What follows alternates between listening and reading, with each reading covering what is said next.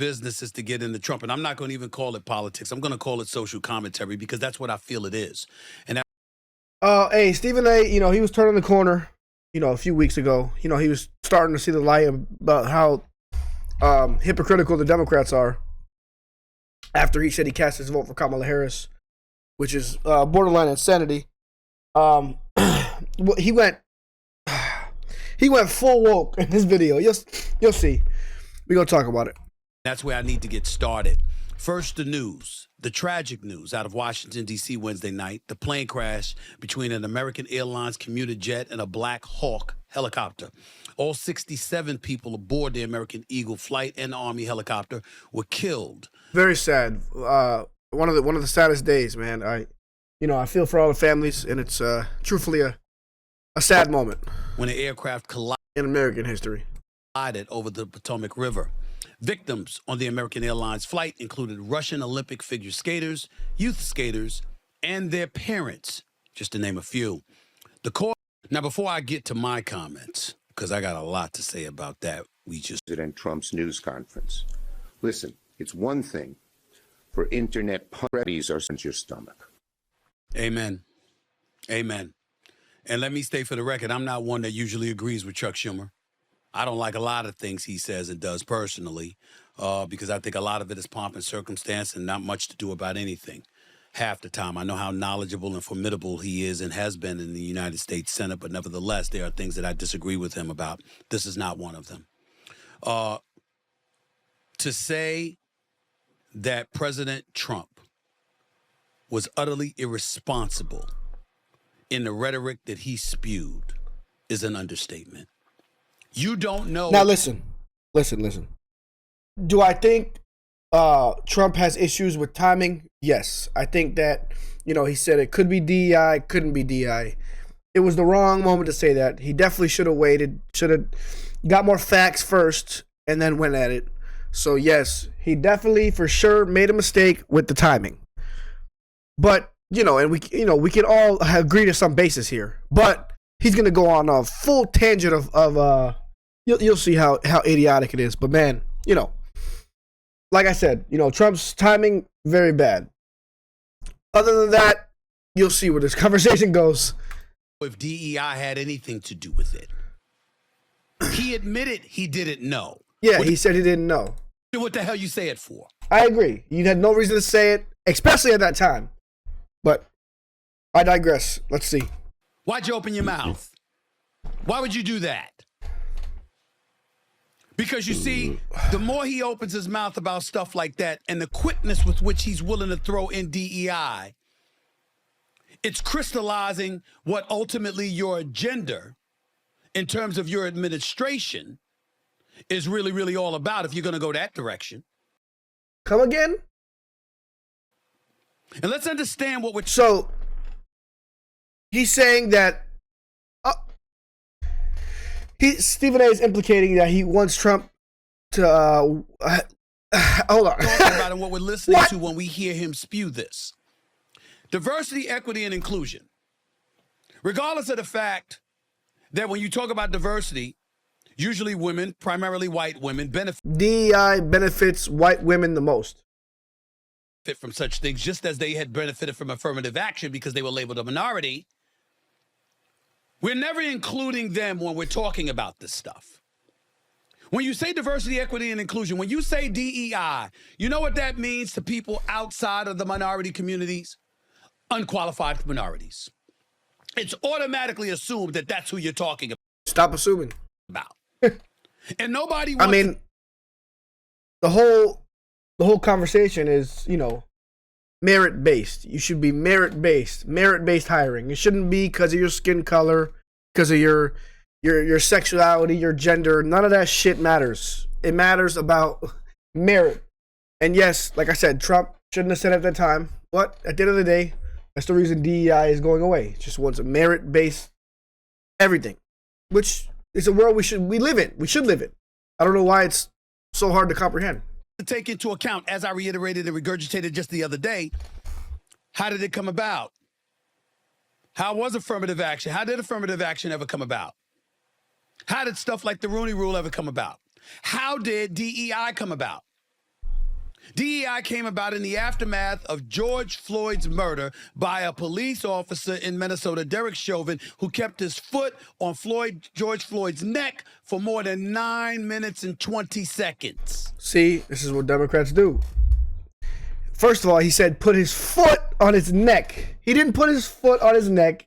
He put his knee on his shoulder blade. Yes, I agree. He should have been charged with murder because the guy was telling him he couldn't breathe, and he kept his knee on his shoulder. I agree. So, but opinions, there's left opinions, right opinions, middle opinions. But him saying, oh, he kept his foot on his neck. He's trying to scare people. He's trying to fear-monger people. And the other cops right near him did nothing. As this man was calling for his mama and losing his very sad. George Floyd, very sad. Breath of life. And an uproar ensued, and protests ensued, and riots ensued, and white America couldn't deny how heinous that act was. So they stood up and they raised their hands and they said, we're listening. We want to hear you. And what they did is they engaged in overkill. Let's admit it. Let's call it what it is. We're talking business now. Overkill ensued. And what happened is you saw corporate America and beyond trying to make amends for its negligence, for its unfairness, the inequities that it had exercised, and they said, we want to make up for it. So they went into overload, and they poured money and resources into certain things, in some cases, DEI. And what you're seeing now is the scaling back of that because the momentum has died down. And you no longer have to prioritize. Yes, merit-based hiring. Prioritize things the way that you once did. You feel me, Aaron? You feel me, Mike? You hear what I'm saying? And as a result, it's sad, man, because 2 weeks ago Stephen A. was starting to come around and realizing how close America was to having an incompetent president. Like, I couldn't imagine a world, because we already had 4 of the worst years in American history under Joe Biden. Imagine if Kamala won; it would have been worse. 4 worse years. Oh man, I pray once a week that didn't happen. Oh, now you're saying let's get back to normalcy per se. Let's not engage in overkill. Let's not be a bit too excessive. Let's not just throw money against the wall. Money, by the way, most folks don't have. And now you're seeing the scaling back of it. And in my opinion, and it's just an opinion, there's a justification on the part of the Trump administration to hide behind DEI to justify cuts that inevitably have to come in order for you to shave some of the overhead that you have to have because of the national debt and beyond. With $36 trillion in debt. You really think that immigration is just about people feeling safe in the streets? We've had immigrants in our country forever. What are you talking about? Help build this Captain Obvious over here. Country. That's why, for the most part, we've been proponents of folks coming across our borders. We just didn't want flagrantly open borders like President Joe Biden. Yes, but you have to make the distinction: illegal immigrants and legal immigrants. But he's not making that okayed. But we've always had immigrants coming to this country. And we've always benefited from their participation in this country, in building this nation. So this is not new. What happens is you have an inordinate amount of bodies. And because you have that inordinate amount of bodies, you're saying, okay, that has to stop because it's costing the taxpayer billions of dollars. It's very simple when you look at it. How it's handled is where the crime kicks in. Hey. Because when you handle it the way that the Trump administration is handling it, we want the most qualified, we want the smartest, we want this, we want that. What you're really saying is, we want white dominance again. That's what you're really saying. Jesus Christ, man. Hey, it's so hard, man, because he's such, he's really intelligent. he articulates himself really well. But man, the stuff he says sometimes is just it's so brain dead. So make this make sense for me. You know, he said he wants white dominance again, which, you know, it's obviously false. But you know, the highest earning group in America is Asians, right? If he wants white dominance again, and we have a white dominance and woo, why are white people not number one in highest earning? Why is it Asians? Wouldn't it be us? Wouldn't it be white people? I don't, Mr. Steven. Man, and then he's complaining about DEI when the white women are the main beneficiaries of DEI. I just You want white dominance. Because if you're pointing to DEI, and that's usually pointed towards quote unquote unqualified minorities, because you're always using the word qualified, as if everybody that got a position through DEI is not qualified. We know what you're implying. We know what you're insinuating. No one said that. No one's insinuating that. You're making things up. You're making it up, Stephen A. You got folks in the administration and Pete Hegseth. Oh my God. The nerve of him to just join into the fray and give his quote about making sure qualified people have these jobs. You're the defense secretary. Yes, defense secretary, yes. Whose only job prior to this was as a weekend host on Fox News. Hold on, Stephen A.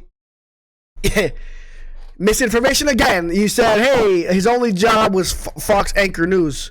He deployed in Afghanistan for the military, Mr. Stephen A. If you didn't know that, you probably, you know, you're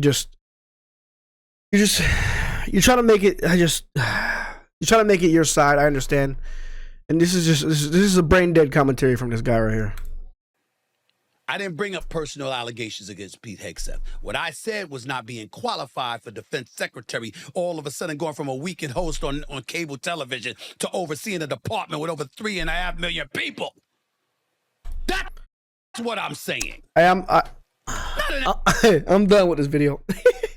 Hey man, you know, yeah, he likes to speak outside of each side of his mouth. One day it's good, one day it's this, one day it's like this, where everything's lies and misinformation, and just, you know, I mean, maybe this is how he sees the world, and his brain doesn't work, you know, well. But you know, I just it's concerning, man. It's concerning. Like, people don't understand how close we were to having an inept president. Like, just I'm thankful. Hopefully Stephen A recognizes in the next few years. I'm gonna be back tomorrow.